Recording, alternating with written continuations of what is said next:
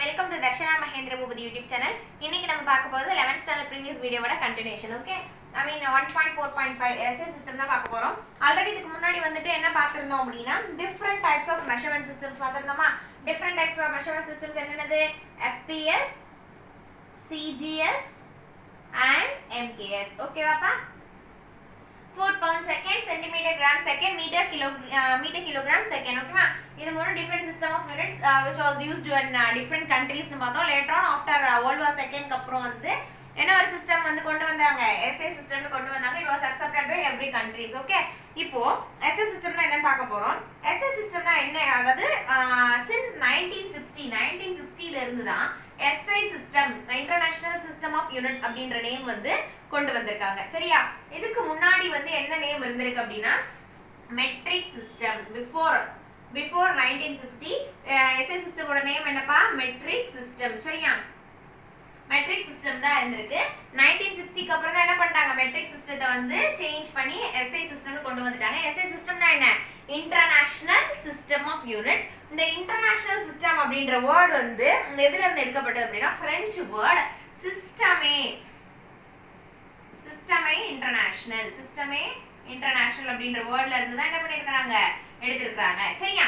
Okay, இப்போ matric சிஸ்டம்னா என்ன அப்படின்னா எங்க புக்ல கொடுத்திருக்கிற definition, the system of units used by scientists and engineers around the world commonly. இந்த உலகத்துல இருக்கிற எல்லா scientists and engineersனால யூஸ் பண்ணப்படுற ஒரு யூனிட் சிஸ்டம் தான் என்ன சொல்றாங்கப்பா?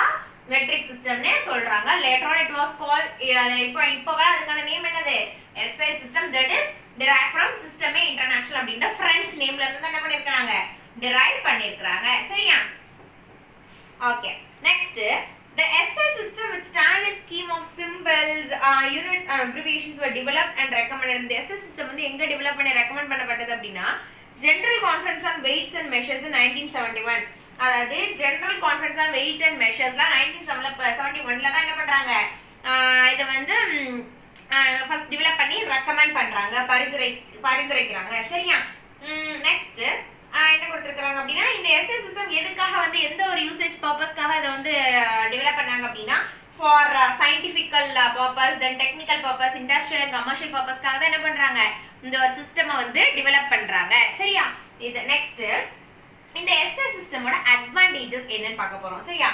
This system makes use of only one unit for one physical quantity. ஒரு one physical quantityக்கு ஒரு unit மட்டும் தான், one unit for one physical quantity. இதுதான் என்னது SI சிஸ்டமோட first advantage. ஓகேவா? SI சிஸ்டமோட first advantage என்னப்பா? one physical quantityக்கு one unit. ஓகேவா? இத வந்து இந்த first advantage இத என்ன சொல்றாங்க அப்படின்னா rational system of unit அப்படினு சொல்றாங்க. rational system of unit னு சொல்றாங்க. சரியா? நெக்ஸ்ட் செகண்ட் அட்வான்டேஜ் என்ன அப்படின்னா இந்த system all the derived units can be easily obtained from basic and supplementary unit. அதாவது எல்லா derived quantities, derived quantitiesமே எதுல இருந்து derive ஆயிருக்கான்? பேஸ்னா ஃபண்டமெண்டல் அண்ட் சப்ளிமெண்டரி குவான்டிட்டிஸ்ல இருந்து derive ஆயிருக்கு அப்படினு சொல்றாங்க. அதனால இதற்கான நேம் என்னப்பா?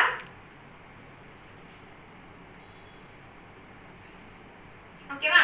derived quantities வந்து எல்லா பேஸ் அண்ட் சப்ளிமெண்டரி குவான்டிட்டில இருந்து வந்து என்ன பண்ணிருக்காங்க, அப்டெண்ட் ஆகுது. இது வந்து இதோட செகண்ட் அட்வான்டேஜ். இத வந்து எப்படி ரெப்ரசன்ட் பண்றாங்க அப்படின்னா இது வந்து ரேஷியோ சிஸ்டம், இது வந்து coherent system of units அப்படினு சொல்றாங்க. சரியா? ஓகே, நெக்ஸ்ட் தேர்ட் அட்வான்டேஜ் என்ன அப்படினு சொல்றாங்கன்னா it is a metric system. Matric system நம்ம ஆல்ரெடி சொன்னோம். இது வந்து எல்லாராலையும் engineers and all over the world வந்து யூஸ் பண்றது அப்படினு சொன்னோம். which means that metric systemனா என்ன அப்படினா means that multiples and submultiples, multiple and submultipleனா எந்த ஒரு ஃபார்ம்ல எக்ஸ்பிரஸ் ஆகுமா, express in the powers of 10 power அப்படின்றதுல வந்து எக்ஸ்பிரஸ் ஆகும்னு சொல்றாங்க. சரியா? these three are the advantages of SI system of units. சரியா?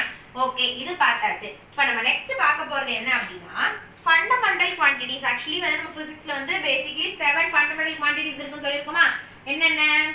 length, mass, time, temperature, luminous intensity, then electric current and amount of substance. அதாவது length, mass, time, temperature, electric current, amount of substance, luminous intensity. Okay, these are the 7 fundamental units in physics. நம்ம physicsல இருக்க 7 fundamental units என்னப்பா? இதுதான்.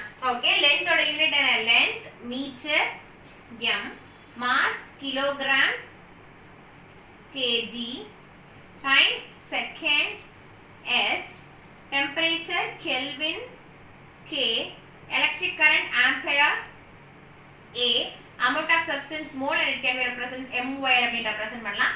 then luminous intensity என்ன candela that can be written as cd அப்படினு சொல்லிட்டு mention பண்ணலாம். சரியா? these are the basic and fundamental என்னது fundamental 7 fundamental units in physics. சரியா? ஓகே, இது பார்த்தாச்சு. இந்த டேபுலர் காலம் உங்க புக்லெட்ல டேபுலர் காலம்ல இந்த சிம்பல் இதெல்லாம் கொடுத்திருப்பாங்க. then இதோட டெஃபினிஷன் கொடுத்திருக்காங்க. சரியா? இந்த டெஃபினிஷன் என்ன அப்படினா 1 மீட்டர்க்கான டெஃபினிஷன் என்ன அப்படினா it is the length of the path traveled by light in vacuum in 1/299799245 second. அதாவது 1 மீட்டர்க்கான டெஃபினிஷன் என்னன்னா இந்த டைமிங்ல 1/299,792.458 செகண்ட் இந்த டைமிங்ல லைட் வந்து வேக்கம்னா என்ன எம்டி ஸ்பேஸ் நமக்கு தெரியும். வேக்கம்னா எம்டி ஸ்பேஸ். அந்த எம்டி ஸ்பேஸ்ல இந்த டைமிங்ல அந்த லைட் டிராவல் ஆகுற அந்த பாத்தோட லென்த் இருக்குல இங்க இந்த ஒரு லென்த் அதாவது இந்த டைமிங்ல வேக்கம் ஸ்பேஸ்ல லைட் டிராவல் ஆகுற அந்த பாத் டிராவல்டு பாத்தோட லென்த் தான் என்னவா 1 மீட்டர்னே சொல்றாங்க. 1 metre is nothing but 1 meter is the length of the path traveled by the light in vacuum in 1/299,792,458 seconds. சரியாப்பா? 1 மீட்டருக்கான definition பார்த்தாச்சு. Next 1 kilogram. 1 kilogram is the mass of prototype cylinder of platinum iridium alloy preserved at International Bureau of Weight and Measure at Sèvres near Paris, France. பிரான்ஸ்ல பாரிஸ்ல செவ்ரஸ் அப்படின்ற ஒரு இடத்துல international bureau of weight and measures அந்த பிளேஸ்ல என்ன பண்ணி preserve எதை வச்சிருக்காங்க அப்படின்னா பிளாட்டினம் இரிடியம் அலாய் உலோக கலவையாலான ஒரு புரோட்டோடைப் சிலிண்டர். புரோட்டோடைப்னா முன்மாதிரியான சிலிண்டர்னா உருளை. முன்மாதிரியான உருளை வந்து பிளாட்டினம் இரிடியமால ஆயிருக்கும். சரியா? அதோடைய வெயிட் இருக்குல்ல அதோடைய மாஸ் இருக்குல்ல அதுதான் என்னமா 1 கிலோகிராம். அதோடைய மாஸ் தான் 1 கிலோகிராம்னு சொல்றாங்க. 1 kilogram is the mass of prototype cylinder of platinum iridium alloy which is preserved at International Bureau of Weight and Measures at Sèvres near Paris in France. Okay va? இப்போ 1 kilogram கான definition பார்த்தாச்சு. Okay, time second கான definition 9th standard புக்ல என்ன கொடுத்திருப்பாங்க அப்படினா இவ்ளோ மீட்டர்ல அதாவது 2997992,458 மீட்டர்ஸ்ல அந்த இவ்ளோ மீட்டர்ல அந்த டைம் அந்த லைட் டிராவல் ஆகுற அந்த செகண்ட் இருக்குல டைமிங் இருக்குல அந்த டியூரேஷன் அதுதான் 1 செகண்ட்னு கொடுத்திருப்பாங்க. நம்ம புக்ல என்ன கொடுத்திருக்காங்க அப்படினா 1 second is the duration of 9192631770 periods of radiation corresponding to transition between two hyperfine levels of ground state of cesium-133 atom. cesium-133 atom அதோட ground stateல ரெண்டு hyperfine லெவலுக்கு இடையில ஒரு பரிமாற்றம் டிரான்சிஷன் நடக்குது. அப்படி நடக்கும்போது அந்த டியூரேஷன் இவ்ளோ அந்த கதிர்வீச்சு இருக்கிற ரேடியேஷன் இருக்குல அது வந்து எவ்வளோ மடங்கா இருக்கான் அந்த டைம் அந்த காலத்தோட 9192601770 மடங்கு அப்படின்னு சொல்றாங்க. periods of radiation corresponding to transition between என்ன சொல்றாங்க two hyperfine levels of ground state of cesium-133 atomனு சொல்றாங்க.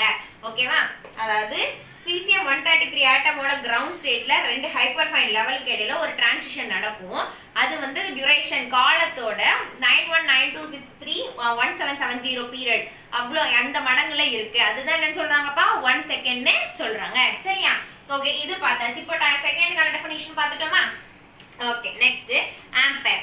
ஆம்பேர்கான டெஃபினிஷன் என்ன அப்படின்னா 1 ampere is the constant current which when maintained in each of two straight parallel conductors of infinite length and negligible cross section held 1 meter apart in vacuum shall produce a force per unit length of 2 × 10⁻⁷ Newton per meter. அதாவது இப்படி ஒரு straight parallel two parallel conductors இருக்கான் ஒரு vacuum spaceல ரெண்டுமே infiniteல அந்த negligible cross section இருக்கு. சரியா?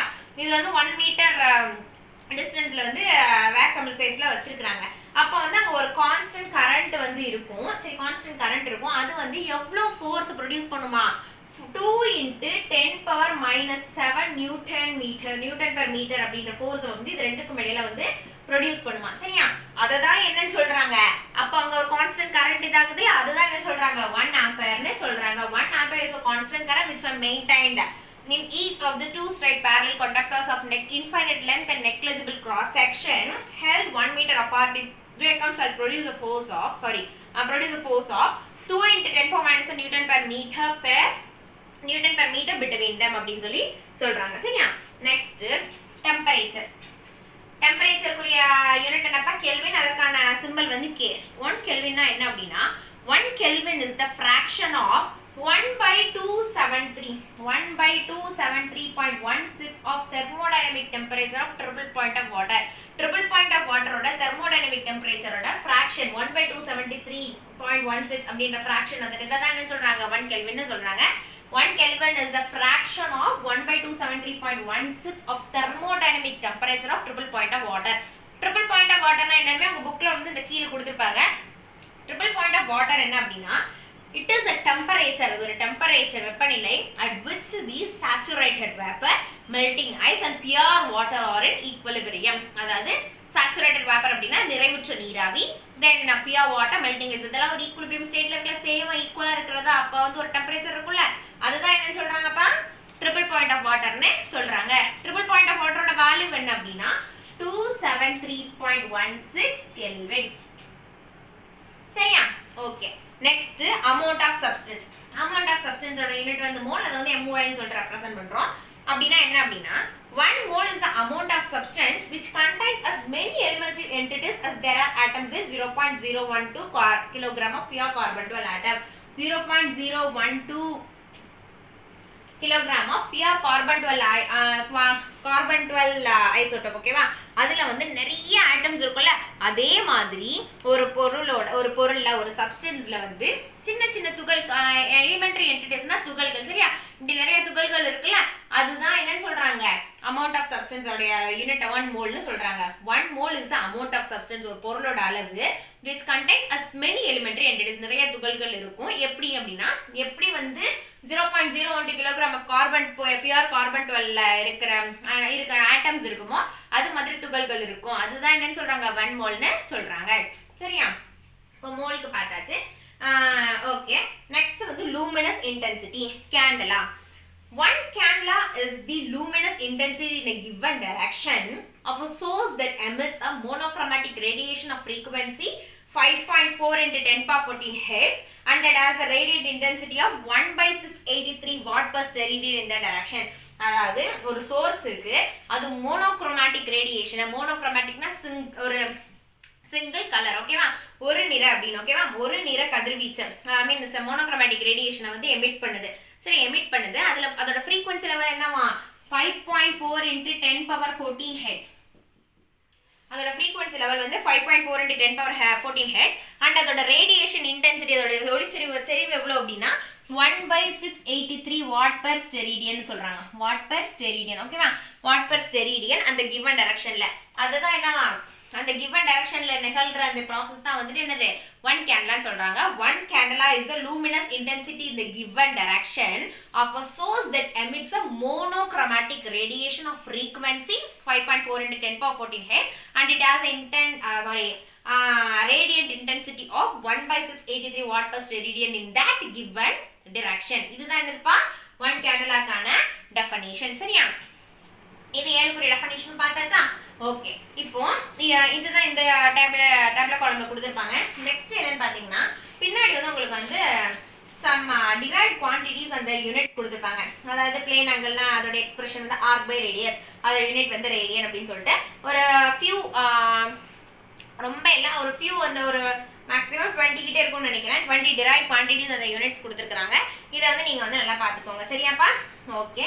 Next வந்து இதோட கண்டினியூஷன் நம்ம நெக்ஸ்ட் கிளாஸ்ல பார்க்கலாம். சரியா? Okay. thank you for watching. இந்த வீடியோல உங்களுக்கு எந்த டவுட் இருந்தாலும் அதையும் கூட கமெண்ட்ல மென்ஷன் பண்ணுங்க. I will explain for those doubts and thank you for watching. இந்த வீடியோ உங்களுக்கு பிடிச்சிருந்தா லைக் பண்ணுங்க, ஷேர் பண்ணுங்க, கமெண்ட் பண்ணுங்க. Subscribe பண்ணாதவங்க subscribe பண்ணுங்க. Thank you so much.